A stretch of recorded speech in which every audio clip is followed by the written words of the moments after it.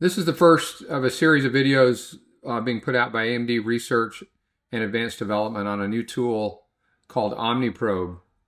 This is a tool for doing performance analysis of GPU kernels running on AMD Instinct product lines.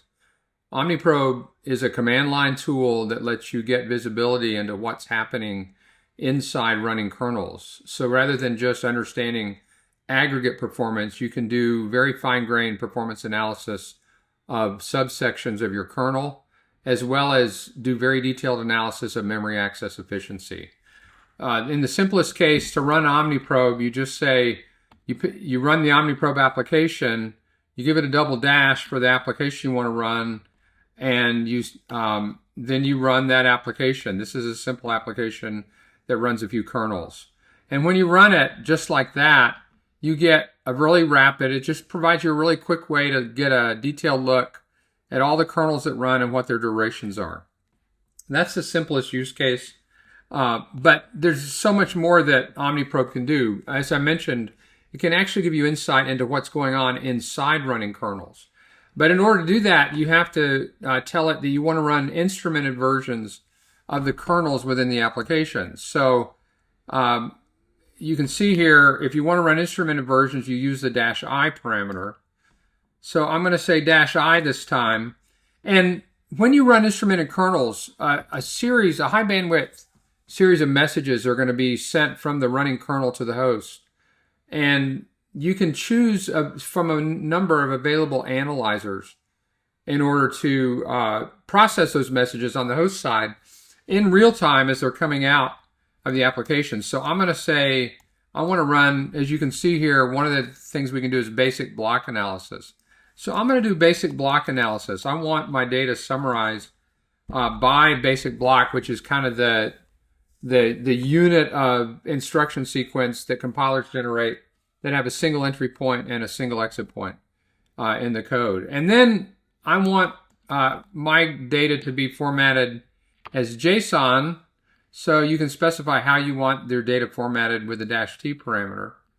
So now I'm going to run an application that, to simplify this, just runs a quick kernel. There.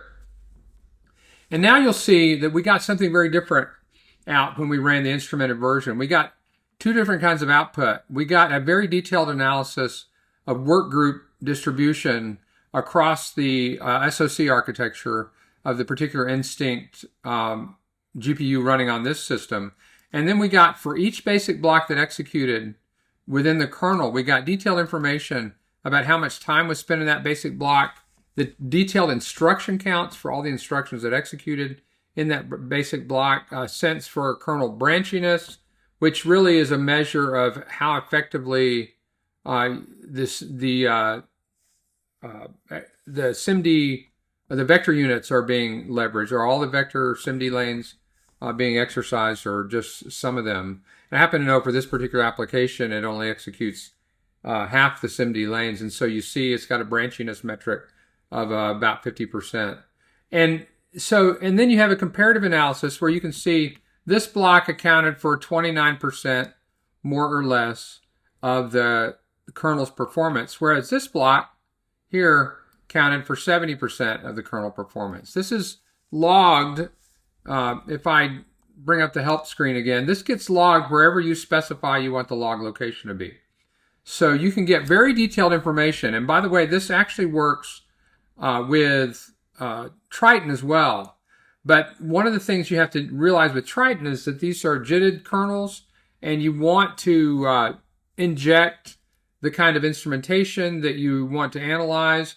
And one of the things you need to do is you need to tell Omniprobe where the Triton code object cache is. When Triton JITs kernels, it writes them to the local file system, and you can see one of the things you have to specify is the cache location. And this clues Omniprobe in to the fact that these are going to be JITted kernels, and it's going to be it needs to be watching the file system for compilation completion coming out of Triton. Also, I'm not going to run this application, which was a HIP application. I'm going to run a Triton application.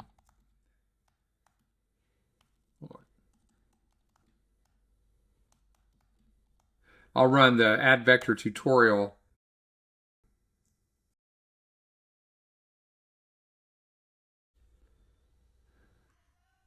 As you can see, it's adding Triton files to the watch list. And here we have a bunch of detail coming out about workload execution in the Triton environment. Because I'm not interested in every kernel dispatch, I just want, for illustration purposes, to show you a subset of the execution.